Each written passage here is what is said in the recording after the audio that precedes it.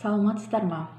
Мен Юсупова Жадыра Өмірқызы, Арыс қаласындағы номері 17 колледждің математика пән оқытушысымын.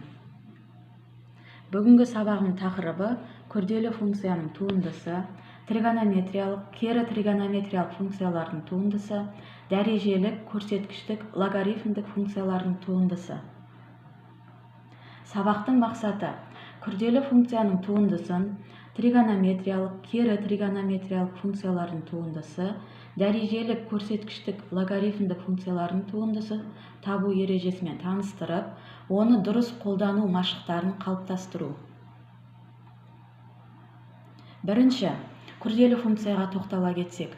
Егер y тең f u функциясының u нүктесінде, ал u тең gx функциясының x нүктесінде туындысы бар болса, онда күрделі функцияның x аргументі бойынша туындысы бар болып, және ол туынды мына формуламен анықталады. Яғни, y' тең f gx-тің туындысы тең болады f'(x) gx көбейтілген g'(x) формуласымен анықталады. Мысалы, y тең жақша ішінде 6x минус 13, жақша жабылған 5 дәреже. Бұл бізде күрделі функция болып табылады. Бұның туындысын табу үшін y' тең 5 дәрежеміз алдына түседі, яғни 5 алдына түсіп, жақша ішіндегі функция өзі жазылады, яғни 6x минус 13. Жақша жабылған дәрежеден бір сан алынады, 4. Көбейту, жақша ішінен туындаламыз.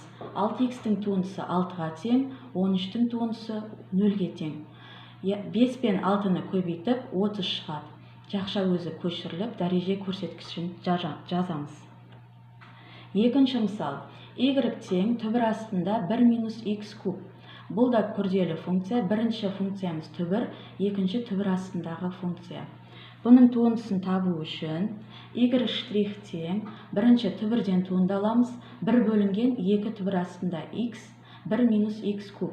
Көбейтілген түбірдің астындағы функциядан туындаламыз. 1-дің туындысы 0, минус x кубтың туындысы минус 3x квадрат. Тең, минус 3x квадратпен 1-ді көбейтсек, минус 3x квадраттың өзі шығады. Бөліміне 2 түбір астында 1 минус x кубты жазамыз. Тригонометриялық функциялардың туындылары. Бірінші, тригонометриялық функцияларға нелер жатады, соған тоқталып өтсек. Тригонометриялық функцияларға синус x, косинус x, тангенс x және котангенс x жатады. Синус x-тің туындысы косинус x, косинус x-тің туындысы минус синус x, тангенс x-тің туындысы 1 бөлінген косинус квадрат x, котангенс x-тің туындысы минус 1 бөлінген синус квадрат x-ке тең. Кері тригонометриялық функциялардың туындысы. Кері тригонометриялық функцияларға арк синус x, арк косинус x, арк тангенс x және арк котангенс x жатады. Арк синус x-тің туындысы 1 бөлінген түбір астында 1 минус x квадрат. Арк косинус x-тің туындысы минус 1 бөлінген түбір астында 1 минус x квадрат. Арк тангенс x-тің туындысы 1 бөлінген 1 қосу x квадрат. Ал арк котангенстің туындысы минус 1 бөлінген 1 қосу x квадратқа тең. ex-тің туындысы ex-тің өзіне тең. Мысалы, e-нің 5x дәрежесі берілсе, бұдан туынды табу үшін e-нің 5x дәрежесі өзі жазылады. Дәрежеден, яғни 5x-тен туындалсақ, 5 алдына түседі. Екінші мысал, e-нің x-3 дәрежесінің туындысы e-нің x-3 дәрежесінің өзіне тең. Себебі, x-3-тен туындалғанда x-тің туындысы 1-ге тең, 3-тің туындысы 0-ге тең. Үшінші мысал, e-нің -4x плюс 1 дәрежесінің туындысы -4 e-нің -4x минус 1 дәрежесіне тең. Натурал логарифмнің туындысы 1 бөлінген x-ке тең. Мысалы, y' тең натурал логарифм жақша ішінде 3x қосылған 5-тің туындысын табатын болсақ, 3 көбейтілген бөлшек сызығы 1 бөлінген 3x мен қосылған 5. Бұл жерде 3 қайдан шықты? Жақша ішінен туындалған кезде 3x-тің туындысы 3, 5 0-ге тең болады. 1 бөлінген 3x плюс 5 дегеніміз ол натурал логарифмнің туындысы. Тең 3 пен 1-ді көбейтеміз 3 болады, бөліміне 3x плюс 5-тің өзін жазамыз.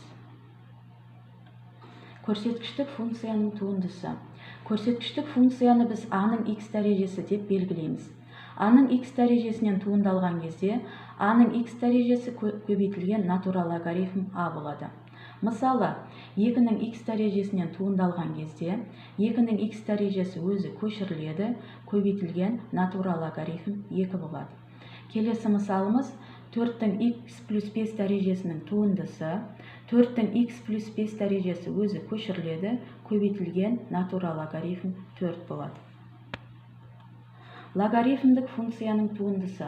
Логарифмдік функцияның туындысы 1 бөлінген x көбейтілген натурал логарифмге тең. Қорытындылай келе, e-ның x дәрежесінің туындысы ex-ке тең, a-ның x дәрежесінің туындысы a-ның x дәрежесі көбейтілген натурал логарифмге тең, натурал логарифмнің туындысы 1 бөлінген x-ке тең, логарифмдік функцияның туындысы 1 бөлінген x көбейтілген натурал логарифмге тең. Үйге тапсырма. Күрделі функцияның туындысы, тригонометриялық, кері тригонометриялық функциялардың туындысы, дәрежелік көрсеткіштік логарифмдік функциялардың туындысы тақырыбына мысалдар құрастыру және шығару.